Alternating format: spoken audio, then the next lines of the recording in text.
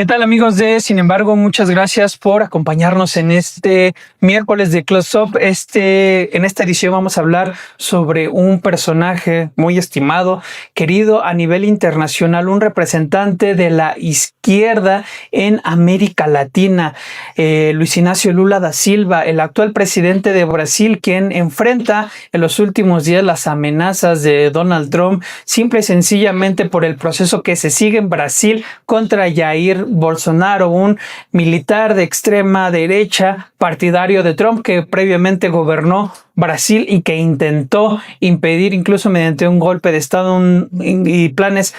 para asesinar a Luis Inácio Lula da Silva, su vicepresidente, y a miembros del Poder Judicial para impedir que Lula llegara a la presidencia. Así que quédese, vamos a hablar sobre Lula da Silva.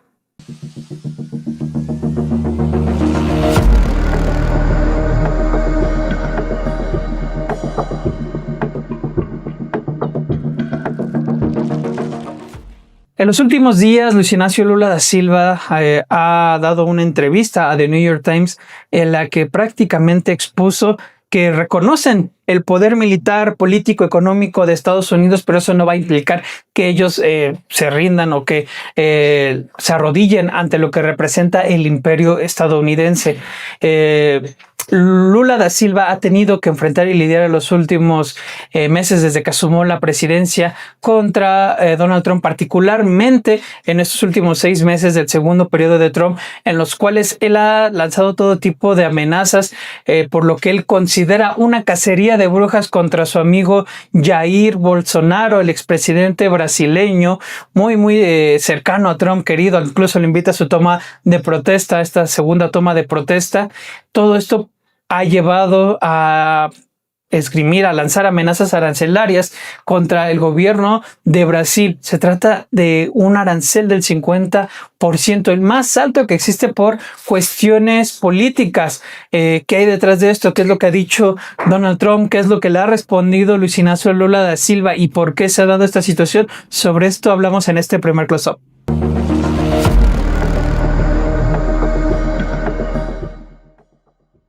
Lula enfrenta al huracán Trump. Conocemos el poder económico de Estados Unidos, reconocemos el poder militar de Estados Unidos, reconocemos el tamaño tecnológico de Estados Unidos, pero eso no nos hace tener miedo, nos hace estar preocupados. Eso fue lo que dijo el presidente Luis Inácio Lula da Silva, presidente de Brasil, a The New York Times hace unos días, horas antes de que Donald Trump materializara su amenaza arancelaria en contra del gigante sudafricano. Donald Trump firmó la semana pasada una orden para aplicar una arancel adicional del 40% a Brasil, con lo que elevó el monto total hasta un 50% para enfrentar las recientes políticas, prácticas y acciones, es lo que dice el gobierno de Trump, del gobierno de Luis Inácio Lula da Silva, las cuales constituyen una amenaza inusual y extraordinaria a la seguridad nacional, la política exterior y la economía. De hecho, lo que quiso decir Trump en su orden ejecutiva, más adelante es lo que expone, es que Estados Unidos estaba considerando que la persecución, oiga usted, la intimidación, el acoso, la censura y el procesamiento por motivos políticos por parte del gobierno de Brasil al expresidente brasileño Jair Bolsonaro y de miles de sus partidarios son graves abusos de los derechos humanos que han socavado el Estado de Derecho de Brasil. El presidente de Brasil contraatacó a Trump en discursos por todo el país. Sus redes sociales se inundaron de referencias a la soberanía de Brasil ante la amenaza ejercida por Estados Unidos e incluso, como reporta el Times, ha empezado a llevar Lula da Silva una gorra que dice «Brasil pertenece a los brasileños». Esta imposición arancelaria es la primera por cuestiones políticas que ha llevado a cabo Donald Trump. Trump es amigo de Jair Bolsonaro, lo invitó a su toma de protestas. Una muestra de ejemplo. No invitó a la presidenta Claudia Sheinbaum Pardo, no es usual que eso suceda con respecto a presidentes mexicanos, pero, por ejemplo, sí invitó a Jair Bolsonaro, quien ya no era presidente de Brasil, quien de hecho estaba y está enfrentando un proceso por esta intentona golpista en contra de Jair Bolsonaro, en contra de Lula da Silva, perdón, que incluyó toda una trama en la cual incluso se habla de cómo urdieron un intento de asesinato contra el propio Lula da Silva. De hecho, se trata que un aumento arancelario, el más elevado que ha impuesto un país por razones políticas y no económicas, aunque él mismo ha dicho falsamente que Estados Unidos tiene un déficit comercial con Brasil, cuando ciertamente la Unión Americana tuvo en realidad un superávit comercial de 7.400 millones de dólares con Brasil el año pasado. Son cifras que rescata The New York Times la semana pasada al realizar esta entrevista a Luis Ignacio Lula da Silva. De hecho, hay que tener en cuenta que antes de todo de esta situación se empezara a complicar, ya el presidente Lula da Silva había recibido una carta de Trump el 9 de julio en el que calificó la causa penal contra Bolsonaro de vergüenza internacional y la comparó con los cargos que existen contra él mismo, contra Trump. Ciertamente hay una similitud entre uno y otro hecho. Trump en la elección de 2020, en el conocido asalto al Capitolio, empezó a azuzar a sus seguidores bajo esta teoría de que se le había cometido un fraude electoral y empezaron a azuzarlos para que entraran al Capitolio como lo hicieron de manera violenta. Eso le llevó a cabo una investigación. Jair Bolsonaro hizo prácticamente lo mismo, aunque las investigaciones, las acusaciones que ha hecho la Fiscalía de Brasil incluso contienen un plan detallado para asesinar a Lula da Silva, al presidente, al vicepresidente de Brasil e incluso a miembros del Poder Judicial de allá de Brasil. Para Trump, lo que le sucedió a Jair Bolsonaro es algo como lo que le pasó a él en ese sentido, pero multiplicado por 10, según lo que dijo en esta carta escrita y dirigida a Lula da Silva, y posteriormente es que lanza este ultimátum arancelario.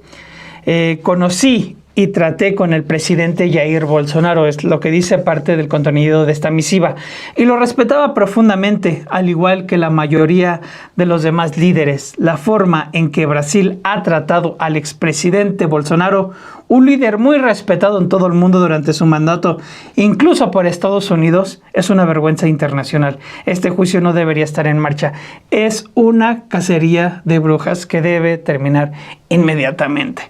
Fue el mensaje injerencista que lanzó Trump en esta carta el pasado 9 de julio. Lula respondió que era vergonzoso que Trump lanzara este tipo de amenazas en su sitio de redes sociales, en Truth Social, y sostuvo que su comportamiento estaba totalmente apartado de todo tipo de normas, negociaciones y diplomacia que pueda existir. Dice, cuando tienes un desacuerdo comercial, un desacuerdo político, levantas el teléfono, organizas una reunión, hablas e intentas resolver el problema.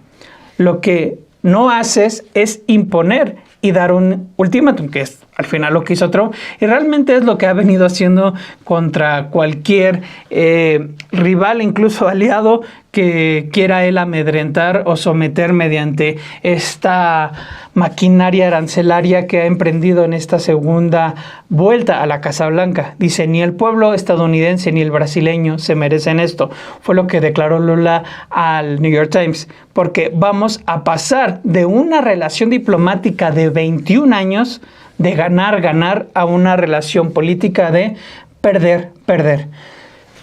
Ahora bien, para entender la manera en la que Trump ataca a Lula da Silva, respalda a Jair Bolsonaro, hay que entender más sobre la vida de Lula da Silva, de este líder sindical que viene de la región más pobre de Brasil, que viajó con su familia desde muy temprana edad a Sao Paulo, que comenzó a trabajar desde muy temprana edad, que se involucró en la industria siderúrgica, posteriormente al sindicalismo, posteriormente a la política, y que sacó a muchos, a millones de personas de la pobreza. Y aún cuando se dio toda esta investigación de corrupción, como todos la conocemos, realmente lo que representó fue un caso de lawfare, uno de los más conocidos en la región de América Latina, como ha quedado evidenciado con documentos que después fueron dados a conocer por la prensa internacional. Pero eso es algo que hablaremos en los próximos close-ups. Le decía, para entender la trascendencia de Luis Ignacio Lula da Silva, el por qué está enfrentando a un personaje como Donald Trump y la manera lo que lo está haciendo, es importante recorrer su vida, como este hombre nacido en una de las regiones más pobres de Brasil, que ha trabajado desde pequeño, ha sido limpiabotas, mensajero, después se involucra en la industria siderúrgica de Brasil, en donde desde los 14 años empieza a escalar hasta distintos puestos. Posteriormente se involucra con el sindicalismo, lo cual le permite recorrer partes de Brasil y fundar o poner de alguna manera los cimientos de lo que va a ser su posterior carrera política. Una carrera política que es importante entenderlo y mencionarlo, se da en medio de una dictadura militar allá en Brasil, de una dictadura, de una junta militar allá en Brasil, contra la cual él hace frente en distintas ocasiones, llegando a ser condenado. Termina siendo la sentencia que le dan eliminada por una cuestión de recursos que él presenta, pero también convirtiéndolo en una figura importante a nivel nacional, y que con la vuelta a la democracia aún tendrá que hacer toda una carrera contra las inercias del conservadurismo para poder por fin asumir el poder allá en los 2000. Sobre esto hablamos en este segundo close-up. Quédese y regresamos.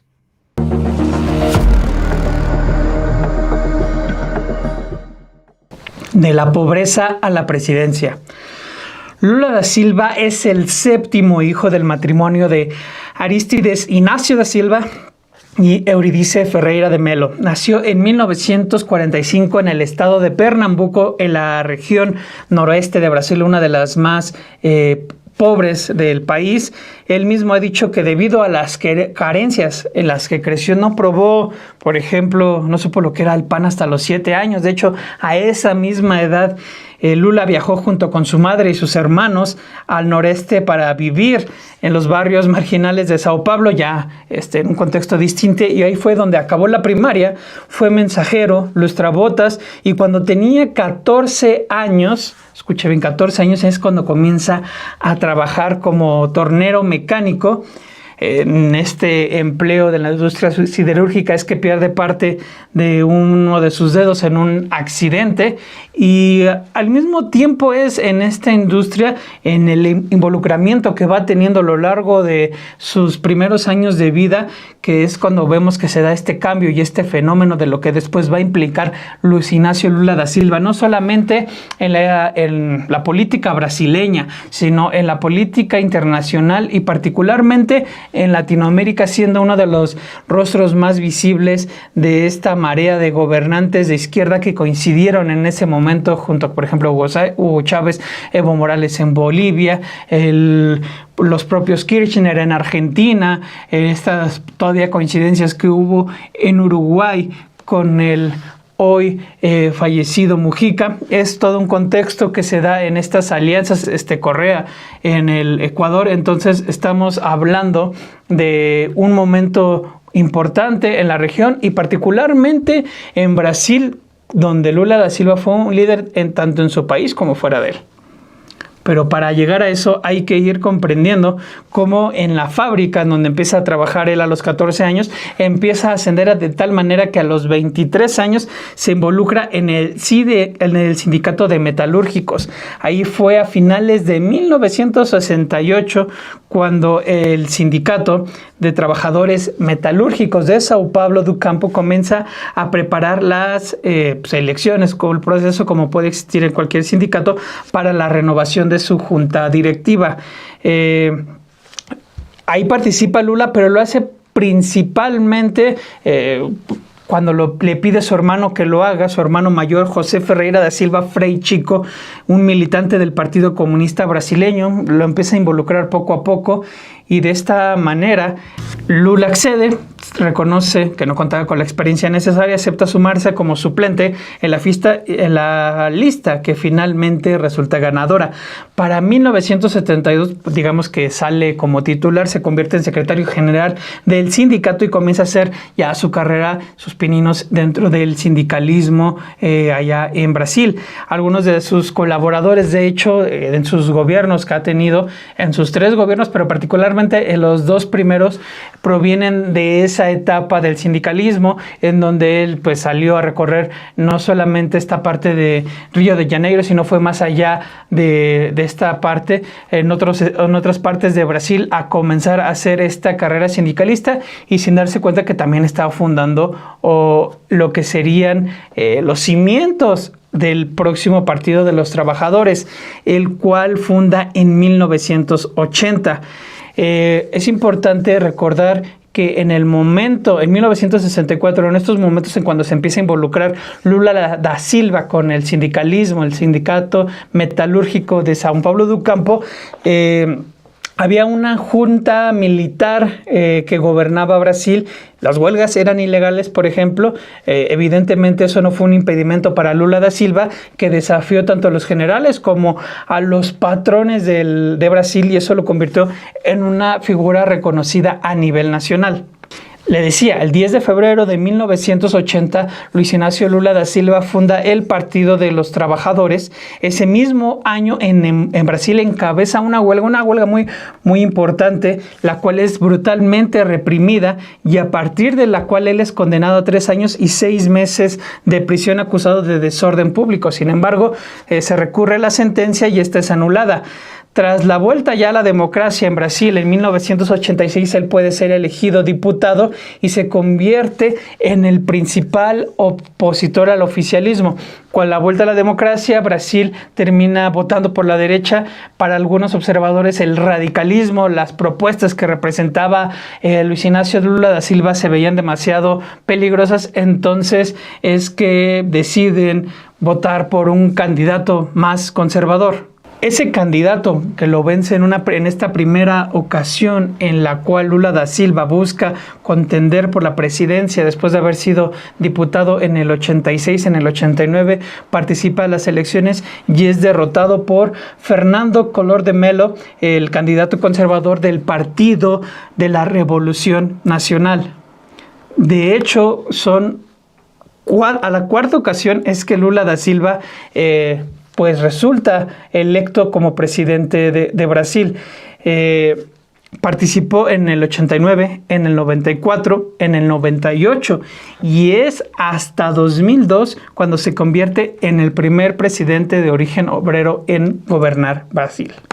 Como presidente, Lula da Silva es electo en las elecciones de 2002. Es investido presidente en enero de 2003 y en las elecciones de 2006 vence otra vez y obtiene un segundo mandato, el cual finaliza en enero de 2011.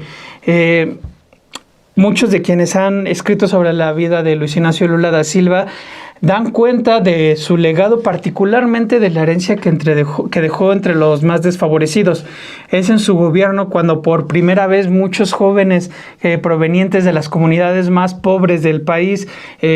pueden ir por primera vez a la universidad. Describen y dan cuenta cómo familias cuyos miembros nunca habían pisado nunca habían tenido estudios profesionales, gracias a Luis Ignacio Lula da Silva, la implementación de programas sociales y el trabajo que hace en las zonas más marginales, es que muchas familias,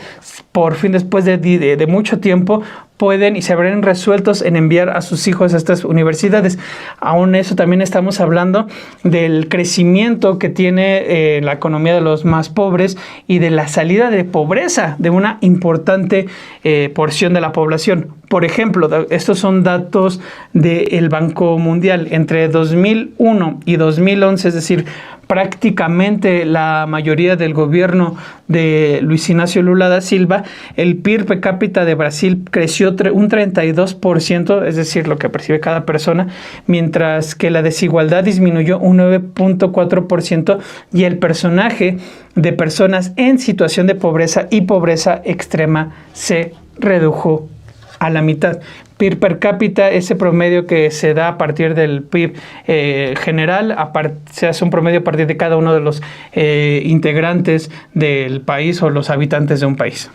Seguramente usted lo ha escuchado, el caso Lava Jato, esta trama de corrupción que involucra a políticos, empresarios brasileños, que incluso salpicó a todo el mundo a nivel internacional, una trama que llevó a la destitución de la presidenta Dilma Rousseff, al ascenso de Michel Temer, al encarcelamiento de Lula da Silva, y un encarcelamiento que se da particularmente en un contexto en el cual él buscaba contender por la presidencia frente a un Jair Bolsonaro que ya después se dará a conocer, se urde toda una trama para impedir que Lula pueda contender cuando tenía un 80% de popularidad, prácticamente los niveles que había dejado antes de poder acceder antes de dejar la presidencia de Brasil. Hunden a Lula da Silva, no puede contender a la presidencia, gana Jair Bolsonaro y premia o nombra al juez Sergio Moro como su ministro de Justicia al frente del Ministerio de Justicia, lo que es visto para todos como un pago de favores. Sin embargo, no hay pruebas para demostrarlo hasta que The Intercept da a conocer esas pruebas que hacían falta para dar cuenta de cómo todo se había tratado de una maniobra para sacar del panorama político y electoral a Lula da Silva, quien, una vez fuera de la prisión con todas las causas echadas por tierra, pues regresa, como todos sabemos, a volver a gobernar Brasil. Esto se lo cuento a detalle en este tercer y último close-up.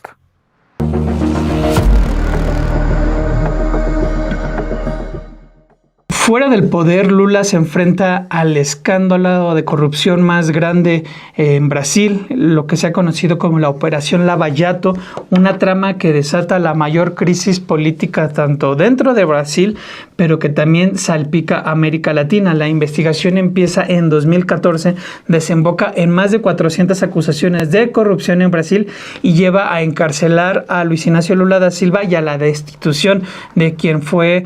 su delfín, la presidenta Dilma Rousseff, también del Partido de los Trabajadores. Lula fue acusado de lavado de dinero, corrupción pasiva en el marco de este caso que implicó a decenas de empresarios y políticos de Brasil. El juez Sergio Moro, un personaje clave y determinante para entender toda esta trama,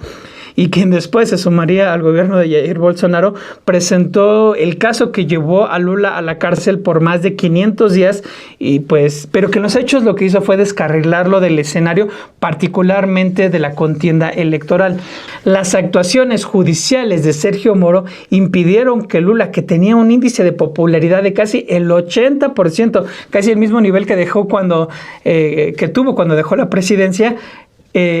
estas actuaciones judiciales impidieron que se presentara para la candidatura presidencial, facilitando la victoria a Jair Bolsonaro cuando se vio que ninguna alternativa real a Lula podía prosperar. Bolsonaro, una vez asumido el poder, nomina a Sergio Moro frente al Ministerio de Justicia, lo que lleva a muchos a hablar de un acuerdo en la propia oposición para bloquear a Lula da Silva a cambio de tener una posición central en el gobierno de Jair Bolsonaro, un ex militar de extrema derecha partidario de la dictadura de la Junta Militar de Brasil. Todo se confirma en marzo de 2021 cuando The Intercept publica documentos que evidencian cómo los fiscales del caso tenían dudas sobre las pruebas presentadas contra Lula da Silva y aún así trabajan con el juez Sergio Moro y Deltan Dallagnol, que es el fiscal principal del caso Lava Jato, para construir un caso que pudiese condenar a Luis Ignacio Lula da Silva. The Intercept llega a publicar incluso conversaciones en Telegram en la cual los fiscales ahí da cuenta cómo intentan impedir que Lula incluso concediese una entrevista desde la cárcel al diario La Folha de São Paulo antes de las elecciones presidenciales, en vista de que si permitían que la entrevista se publicase, aumentaría la posibilidad de que alguien en el PT volviera a ser elegido, cosa que pues, es justamente lo que querían evitar. Los fiscales y Sergio Moro manifestaron durante años que no tenían ningún motivo político y que eran totalmente imparciales en el manejo del caso contra Lula da Silva. Sin embargo, la información filtrada por The Intercept apoyó los señalamientos de que esta operación, la operación Lava Jato siempre, había tenido una intención política y que Sergio Moro y los fiscales de Curitiba habían utilizado el caso para declarar una guerra política con el PT y principalmente para hundir a Luis Ignacio Lula da Silva y que no pudiese contender contra Jair Bolsonaro. Hay una frase bastante peculiar que leyendo daban cuenta distintos observadores. En el gobierno que gana Jair Bolsonaro se hace eco de ciertos indicadores, particularmente el de la violencia. También evidentemente utilizan toda esta causa de corrupción y dicen que Jair Bolsonaro llegó en una casa infestada de alguna manera y en vez de empezar a limpiarla prácticamente lo que hizo fue prenderle un cerillo y quemó toda.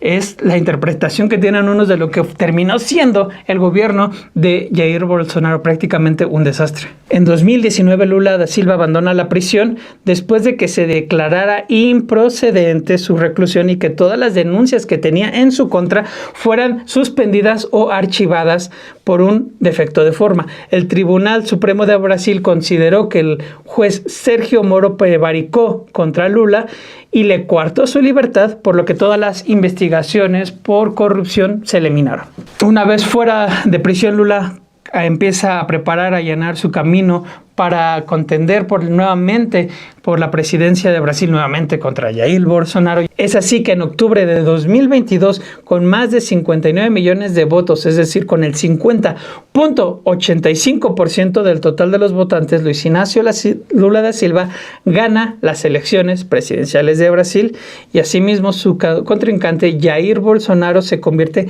en el primer presidente brasileño en no lograr la reelección. De hecho, Bolsonaro, como ya lo hemos comentado anteriormente, intenta impedir el triunfo de Lula da Silva a toda costa. La Fiscalía de Brasil ha señalado a Bolsonaro de urdir un plan para llevar a cabo no solo un golpe de Estado, sino también de planear los asesinatos del presidente Luis Ignacio Lula da Silva, de su vicepresidente Gerardo Alckmin y el juez del Supremo Alexandre de Moraes en el denominado Plan Puñal Verde y Amarillo. Todo eso culminó con una turba de centenares de seguidores del expresidente brasileño irrumpiendo en la Plaza de los Tres Poderes, atacando y asaltando las sedes del Congreso y el Tribunal Supremo. Algo similar a lo que hizo Donald Trump allá en el Capitolio y por lo cual dice que es 10 veces más grave la persecución y la cacería de brujas que se está llevando a cabo contra Jair Bolsonaro. Por esto mismo, Bolsonaro enfrenta un proceso que de hallarlo culpable lo podría llevar a pasar hasta 40 años en prisión y por lo mismo es que Trump ha impuesto a Brasil aranceles del 50% de sus productos a partir de agosto, por lo que ha llamado esta cacería de brujas contra uno de sus partidarios y amigos, el ultraderechista Jair Bolsonaro. Bien, llegamos al final de nuestra transmisión. Le agradezco en verdad muchísimo que nos haya acompañado en este miércoles. En verdad, muchas gracias. Gracias a todos allá en controles, en producción y nos vemos pronto. Hasta luego.